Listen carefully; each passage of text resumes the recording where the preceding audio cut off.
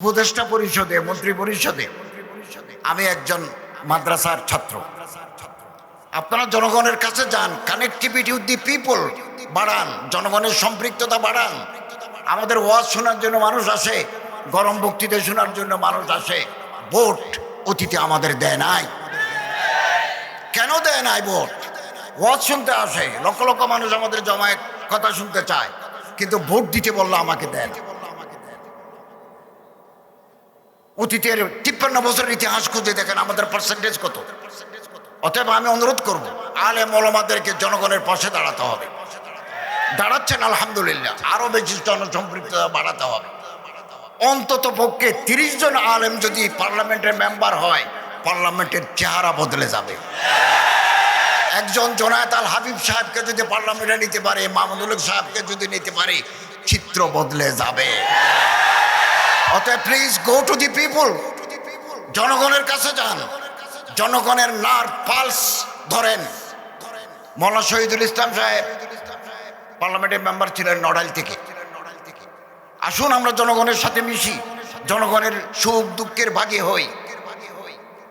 আমি আশা করি হয়তো আগামী 1.5-2 বছর পরে নয়, আরো পরে হয়তো আলেমরা যদি জনগণের সাথে আছেন, আলেমদের সাথে, আলেমদের মূল শক্তি হচ্ছে দেশের জনগণ।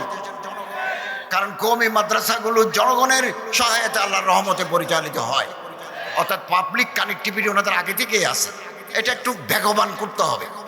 আমি আশা করি, আমার প্রত্যাশা, ততদিন আমরা দুনিয়াতে বেঁচে থাকবো কিনা জানি না, এই দেশ একদিন আলেম এবং ইসলামপন্থীরা রাষ্ট্র পরিচালনা করবে। চারিদিকে আলহামদুলিল্লাহ এভাবে জোয়ার সৃষ্টি হয়েছে। আমি সবসময় ঐক্যের কথা বলি, ওয়াহাদাতে উম্মতের কথা বলি। এখনো যদি যারা ইসলামী আদর্শকে লালন করি, আমরা যারা, আপনারা, আমরা যদি একটু কাছাকাছি আসতে পারি, তাহলে আগামী দিনের ইতিহাস বদলে যাবে। নতুন এক সূর্য পূর্ব আকাশে উদিত হবে ইনশাআল্লাহ। অতএব আমাদের ঐক্য প্রয়োজন, ঐক্য প্রয়োজন। একে অপরের হাত ধরি এবং ইনশাআল্লাহ, আল্লাহ না করুন, এই সরকার যদি ব্যর্থ হয়, একটা নির্বাচন দিয়ে নির্বাচিত দলের কাছে ক্ষমতা হস্তান্তর করা আমাদের প্রাইম অবজেক্ট।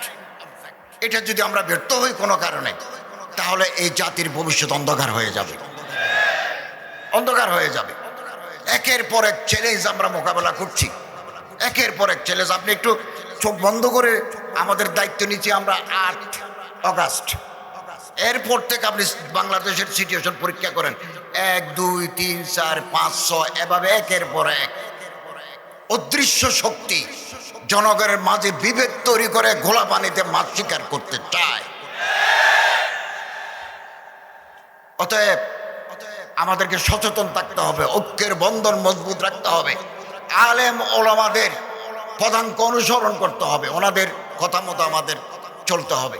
কারণ এটা জামাত, একটা দল, ওলামা হযরতের দল যুগে যুগে কোনো ভুল সিদ্ধান্ত নেন না, ওনারা সঠিক সিদ্ধান্ত নেন।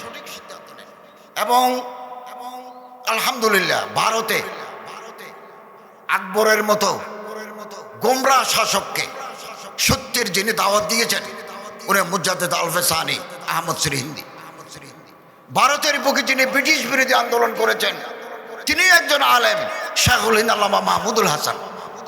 তুরস্কে যিনি আন্দোলন করেছেন, আজ এরদোগান প্রেসিডেন্ট, আমাদের চিফ অ্যাডভাইজারের সাথে, চিফ অ্যাডভাইজার কালকে আল আজহার ইউনিভার্সিটিতে বক্তৃতা করবেন এবং রজব তাইয়িব এরদোগানের সাথে দ্বিপাক্ষিক আলোচনা করবেন।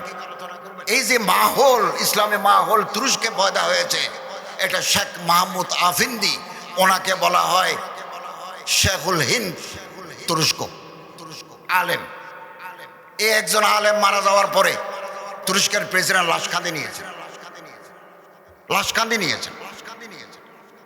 রাশিয়ায় সমাজতান্ত্রিক বিপ্লবের পরে যারা আবার তিরমিজ, সিস্তান, বোহারা, সামারকান্দ, তারপরে এই সমস্ত এলাকায় আবার যে মাদ্রাসাগুলো চালু করে ইসলামী মাহৌল পয়দা করলেন, সেটার পিছনে আছে ওলামা, আমার এই দেশে বগুড়া বগুড়া একটা নদী আছে করতোয়া, করতোয়া নদীর পূর্ব পারে লাশের কবর, করতোয়া নদীর ওই পারে মাথার খবর। মোল্লা আব্দুল মান্নান তালিব সাহেব রহমতুল্লাহ আলাই বাংলাদেশের ইতিহাস কিতাবে লিখেছেন, সন্ত্রাসীরা এসে এই দায়ী ইলাল্লাহকে জবাই করে মাথা নিয়ে গেছে। মুসলমানরা আবার দৌড়ে এসে ওনার লাশটা দাফন করলেন, মাথা নাই, মাথা আছে ওই করতোয়া নদীর ওই পারে। এইরকম ওলামায়ে কেরাম যুগে যুগে শ্রম দিয়েছেন, মেহনত করেছেন, রক্ত দিয়েছেন। পৃথিবীর কোনো রক্ত বৃথা যায় নাই, যাবেও না ইনশাআল্লাহ। অতএব আসুন আমরা ওলামা হযরতের, হযরত ওলামায়ে কেরাম, মাশায়েখে আযম, আইম্মায়ে মাসাজিদ যারা সারাটি জীবন দ্বীনের জন্য মেহনত করে গেছেন, এক একটা মাদ্রাসা করেছেন রক্ত পানি করে, রক্ত পানি করে। আমি নিজেও মাদ্রাসার ছাত্র, মাদ্রাসার ওস্তাদ ছিলাম, এখানে আজ বিশ্ববিদ্যালয়ের প্রফেসর ছিলাম এখানে দায়িত্ব নেওয়ার আগে। আমার এগুলো জানা আছে। আমার বাবাও মুহতামিম ছিলেন এক মাদ্রাসার, আমার আত্মীয় স্বজনও মাদ্রাসার সাথে যুক্ত। আমার তো এগুলো পরবর্দা। অতএব আসুন আমরা ঐক্যবদ্ধ থাকি, আমাদেরকে সহযোগিতা করুন, এই সরকারের হাতকে মজবুত করুন। আগামী দিনের একটি সুন্দর ভবিষ্যৎ আমরা আপনাদের উপহার দিতে চাই এবং তৈরি থাকুন। আমি তো নমিনেটেড বাই দি গভর্নমেন্ট, সরকার কর্তৃক আমি মনোনীত, নির্বাচিত নই। নির্বাচিত সরকার লাগবে। আগামী দিনে আপনারা আলেম ওলামাদেরকে নির্বাচিত করুন, যারা সমাজের মুখপত্র, যারা তর্জমানে ইসলাম, ওনাদেরকে আপনারা পার্লামেন্টে পাঠার ব্যবস্থা করুন। এখনো হাতে কিছু সময় আছে, এখনো কাজ করার সুযোগ আছে। একা হতে পারবেন না, আর অন্যের হাত ধরুন। সবার 10টা হাত যদি একসাথে জড়ো হয়, বিশাল শক্তিতে পরিণত হবে। এবং এই দেশে সুপ্রিম কোর্টের একজন বিচারক এর মাধ্যমে আমরা একটা জাজমেন্ট পেয়েছি, আমার বাসায় আছে, এখনো পড়ে দেখি নাই। উনি একটা ঐতিহাসিক রায় দিয়েছেন এদিন, কয়দিন আগে, যে এই দেশে আল্লাহর রসুলের বিরুদ্ধে যদি কেউ কোনো ধরনের অবমাননার সূচক বক্তব্য রাখে, ইঙ্গিতে, ইশারায়, প্রত্যক্ষভাবে তাকে কঠিন কঠোর সাজা দিতে হবে।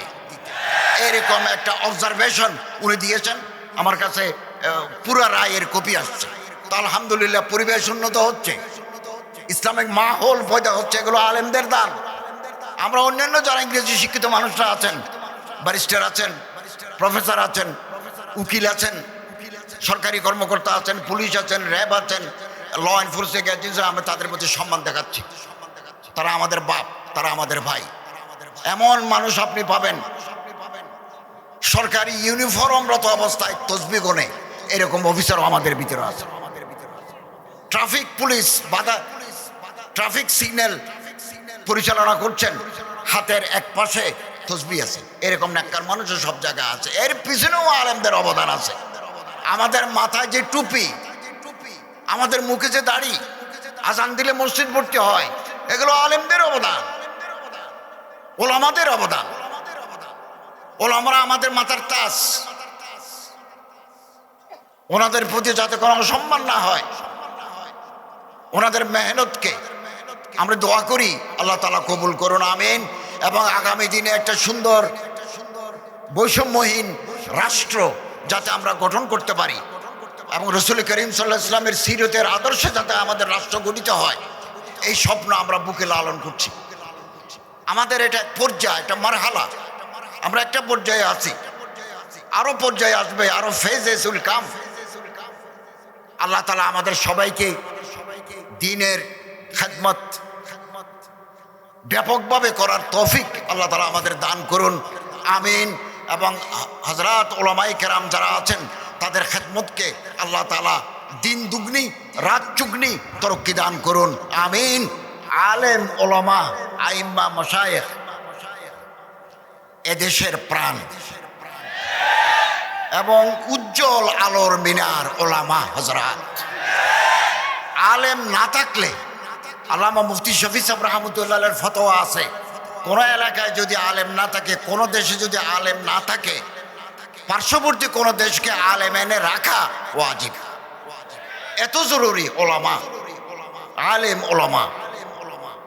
ওনারা সারাটি জীবন দ্বীনের সরবুলন্দির জন্য দাওয়াত, তবলিগ, তালিম, তাজকিয়ার খেদমত করে যাচ্ছেন। এগুলো দুনিয়াবি কোনো লাভের জন্য নয়, রাজায়ে মওলা, আল্লাহকে রাজি করার জন্য করে যাচ্ছেন। বহু উলামায়ে কেরাম আপনি পাবেন হিন্দুস্তান, পাকিস্তান, এশিয়া উপমহাদেশে, যারা কেবল আল্লাহকে রাজি করার জন্য, কোথায় বেতন, কোথায় কি, কিচ্ছু ছাড়া তারা দিনের মেহনত করে গেছেন। হযরত আল্লামা আশরাফ আলী থানভী রহমতুল্লাহ আলাইহি, শেখুল ইসলাম আল্লামা হোসেন আহমদ মাদানী রহমতুল্লাহ আলাইহির জীবন আমাদের জন্য উজ্জ্বল আলোকবর্তিকা। এবং ওলামাদের সম্মিলিত জামাত সব সময় আমরা দেখেছি জাতির দুর্দিনে তারা ময়দানে থাকেন, অতীতেও ছিলেন, এখনো আছেন, আগামী দিনেও থাকবেন। এবং সব সময় যুক্তি, প্রজ্ঞা, আইনের প্রতি তারা শ্রদ্ধাশীল ছিলেন এবং জাতির রাহবরের ভূমিকা তারা পালন করেছেন, এখনো তারা করে যাচ্ছেন। এবং সব সময় ওনাদের সহিষ্ণুতা, ওনাদের প্রজ্ঞা জাতিকে পথ নির্দেশনা দিয়েছে, এখনো দিচ্ছে, আগামী দিনেও তারা এরকম প্রজ্ঞার পরিচয় দিবেন, জাতি সেটা প্রত্যাশা করে।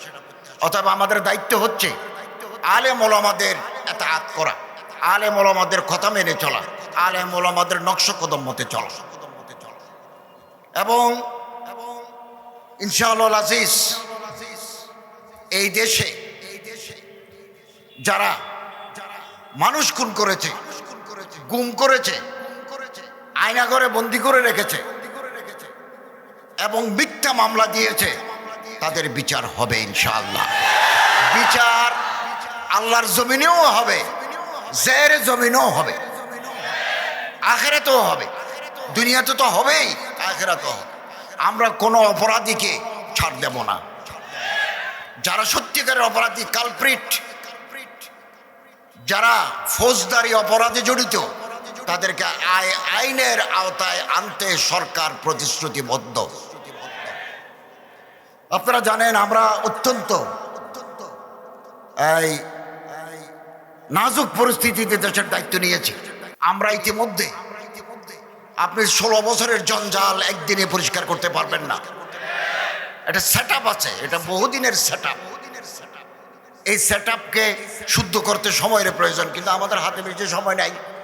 আমাদের প্রধান উপদেষ্টা মহোদয় ঘোষণা করেছেন 25 সালের শেষে অথবা 26 সালের প্রথম অর্ধে আমরা একটা নির্বাচন দেব। যে নির্বাচন এদেশে ছিল না, 15 বছর এদেশে নির্বাচন ছিল না। নির্বাচন ছিল ব্ল্যাটেন্ট, নির্বাচন ছিল প্রহসন, নির্বাচনের প্রতি জনগণের কোনো আকর্ষণও ছিল না। Pulling officer, presiding officer, assistant presiding officer, গভর্নমেন্টের ল এনফোর্সিং এজেন্সি কেন্দ্রে বসে আছেন, ভোটার নাই। আমরা এইবার ইনশাআল্লাহ আজিজ এমন এক নির্বাচন জাতিকে উপহার দিতে চাই, যেখানে একজন ভোটার তার পছন্দের প্রার্থীকে ভোট দিতে পারবেন। যারাই ভোট পাবেন, যারা ম্যান্ডেট প্রাপ্ত হবেন, আমরা তাদের কাছে ক্ষমতা হস্তান্তর করব, আমরা চলে যাব। এই অল্প সময়ের ভিতরে আমরা কিছু সংস্কারে হাত দিয়েছি, সংস্কারও চলমান। নির্বাচন কমিশন গঠিত হয়েছে, চিফ ইলেকশন কমিশনার বৃন্দ দায়িত্ব বুঝে নিয়েছেন। ভোটার লিস্ট হালনাগাদ শুরু হয়েছে, সীমানা ঠিক করতে হবে। তারপরে নির্বাচন কমিশনার এবং চিফ অ্যাডভাইজার মহোদয় তারিখ ঘোষণা করবেন, সেই তারিখে জাতীয় নির্বাচন হবে। জনগণের আমি আপনাদের খেদমতে আবেদন করব, এখন